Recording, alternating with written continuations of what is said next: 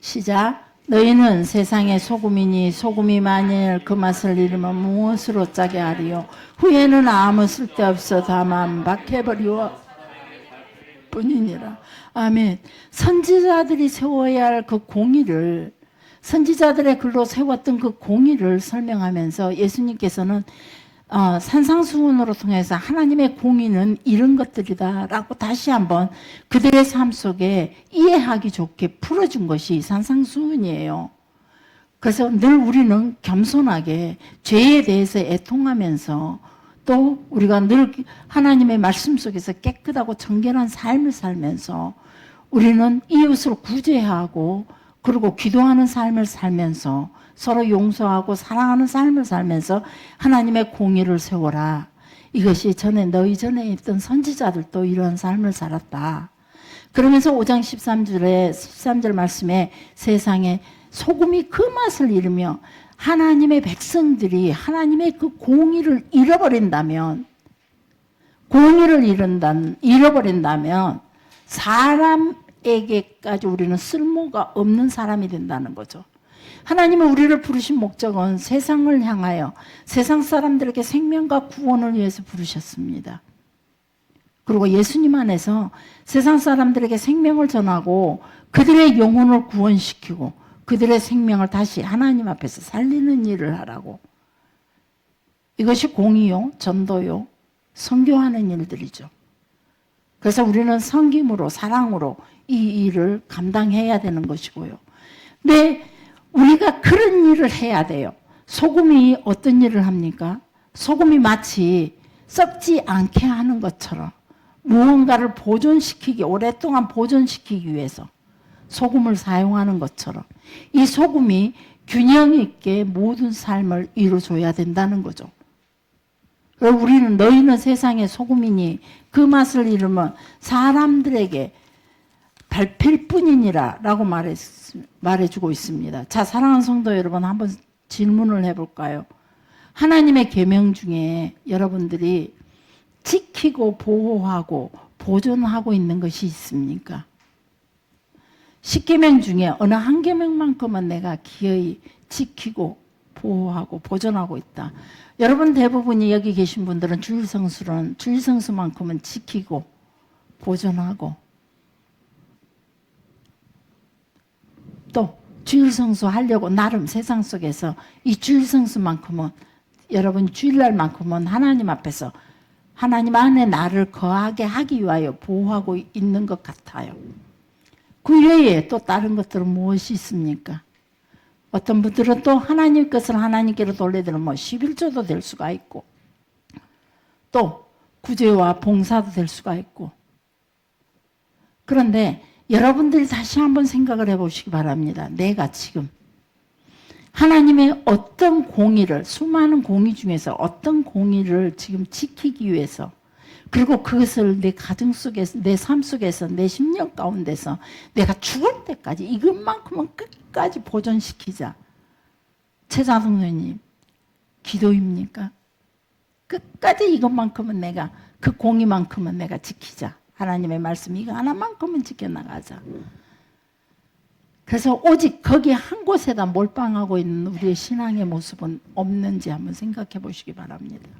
그래서 우리는 어느 한쪽에 몰빵하는 게 아니라 동일하게 모든 것에 균형을 이루는 삶을 살아야 된다라고 지난주에 말씀드렸습니다. 저 지난 주일에 여러분과 함께 공부하면서 우리의 삶의 성경 말씀도 기도도 동일하게 우리가 어느 한쪽에만 몰빵되는 공의를 세우는 일이 아닌 균형을 잡아가는 그런 공의를 세워야 된다. 그 역할을 할 수 있는 것이 바로 소금으로 비유하고 있다는 거죠. 소금으로. 오늘날 그리스도인들이 세상 사람들에게 우리가 가지고 있는 복음이 밟힐 뿐이에요. 지금 우리의 한국교회의 정치적인 문제라든지 종교적인 문제라든지 여러 가지 문제로 한국교회가 일반 사람들에게 정치 속에서 우리의 복음들이 우리가 가지고 있는 그 복음들이 계속 짓밟히고 있다는 거죠. 때로는 우리 자녀에게까지 예면당해 가면서 소금의 뜻이 헬라어로는 할라스래요. 소금의 단어가 할라스. 할라스의 뜻이 뭐냐면 보존하고 지킨다. 그래서 결국은 너희가 세상의 소금이다. 이 말은 너희는 지키고 보존해라 이 말이에요. 너희가 세상의 소금이다. 그래서 너희에게 주어지는 그 공의를 하나님의 계명을 오늘 주셨던 우리 예수님께서 주셨던 그 산상보훈을 너희는 지키고 보존해라. 이 말씀이라는 거예요. 이 지키고 보존해라. 그것이 바로 소금과 같은 역할이다. 히브리어는 이 소금을 멜라흐라고 말합니다. 멜라흐. 이것도 역시 지키다, 보호하다, 보존하다 이 의미를 가지고 있다는 거죠. 산상수훈에서 제시하는 하나님의 사람들이 지켜야 할 하나님의 계명과 율법들을 우리는 지키고 보호하고 보존해야 된다는 거예요. 그러면서 그 보존하되 균형을 잡아가면서 지키고 보호하고 보존해야 된다는 거죠. 어떤 어려움과 난관이 있어도 우리는 내가 지켜야 할 것들이 있습니다. 우리는 어떤 어려움이 있어도 부모는 자식을 지키기 위해서, 그리고 내가 주어진 내 것을 지키기 위해서, 뭐 일일이 말하지 않아야 해도 내 것을 지키기 위해서 참 우리는 수많은 노력들을 합니다. 저도 제 하나님께서 받은 사명을 지키기 위해서 오늘 또 하나님 앞에 골머리 아프게 엎드려 봤습니다. 정말로 골머리 아프게 엎드려 봤어요. 내게 주신 그 사명을 끝까지 지키고 싶어서. 내가 그리고 그동안 살아왔던 그 사명의 삶을 끝까지 보호하고 보존하고 싶은 거예요. 그래서 하나님 앞에 씨름을 하는 거죠. 내가 하나님 앞에 선포했던 이 말씀들이, 하나님의 뜻이라고 나눴던 이 말씀들이 끝까지 지켜지고 보존이 됐으면 좋겠다. 그래서 그대로 이루어졌으면 좋겠다는 거죠. 여러분 삶 속에 그게 열매로 거두는 삶이 됐으면 좋겠다. 그래서 오늘 또 씨름을 해봤습니다. 한번.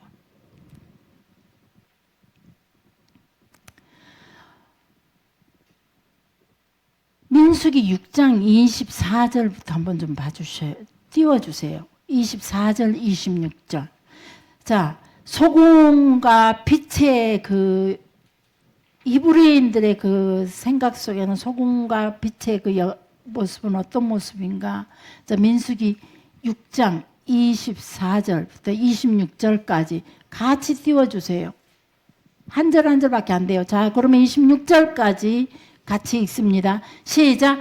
여호와는 내게 복을 주시고 너를 지키기를 원하며 여호와는 그의 얼굴을 내게 비추사 은혜 베푸시기를 원하며 여호와는 그 얼굴을 내게로 향하여 드사 평강 주시기를 원하노라 할지라 하나. 아멘. 이거는 아론의 축복문입니다. 모세에게 아론에게 이 말을 주어서 하나님께서 모세에게 이 말을 주어서 백성들에게 이렇게 축복하게 하라 라고 명령한 내용입니다. 우리가 하나님의 백성들이 받아야 할 복의 내용이 바로 이 내용이라는 겁니다. 다시 한번 24절 내가 받아야 할 복의 내용입니다. 자, 시작. 여호와는 나를, 그렇게 읽읍시다. 시작. 여호와는 나를 복을 주시고 나를 지키시기를 원하며 여호와는 그의 얼굴을 내게 비추사 은혜 베푸시기를 원하며 여호와는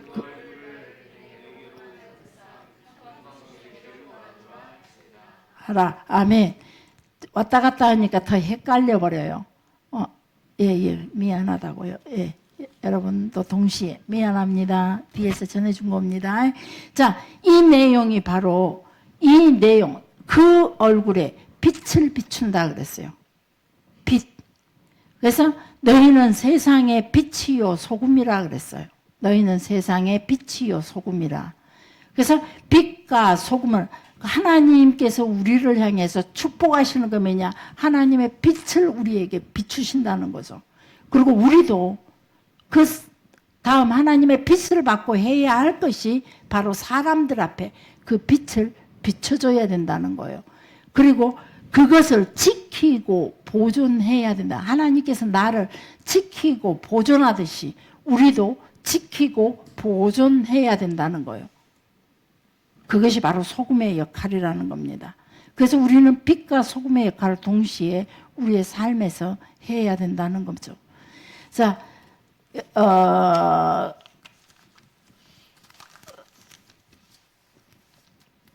그다음에 내용 보면은 요한복음 1장 9절부터